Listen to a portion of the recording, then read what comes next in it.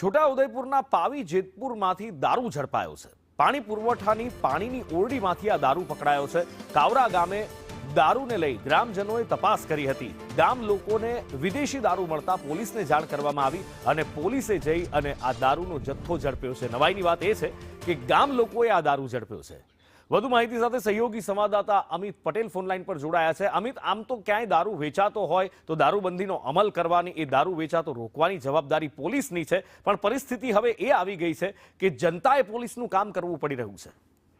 જી ચોક્કસ જણાવી દો કે છોટાઉદેપુર જિલ્લો એક સરહદી જિલ્લો છે અને અહીંયાથી માંડ 50 કિલોમીટર દૂર મધ્યપ્રદેશ આવેલું છે અને મધ્યપ્રદેશમાંથી દરરોજ દારૂ ઘુસાડવાના પ્રયત્નો થઈ રહ્યા છે। ત્યારે પાવી જેતપુર તાલુકાનું જે કાવરા ગામ છે ત્યાં પાણી પુરવઠાની એક યોજના ચાલી રહી છે અને યોજનાની જે ઓફિસ બનાવવામાં આવેલી છે ત્યાં ઓરડીની અંદરથી દારૂ મળી આવ્યાની કાવરા ગામના લોકોને જાણ થઈ હતી અને જેને લઈને કાવરા ગામના લોકો ત્યાં પહોંચ્યા ત્યારે ત્યાંથી મોટી માત્રામાં વિદેશી દારૂ મળી આવ્યો હતો અને આ અંગેની જાણ તેઓએ કરાલી પોલીસને કરી હતી અને કરાલી પોલીસે પણ ઘટના સ્થળે પહોંચી અને ગુનો દાખલ કર્યો છે।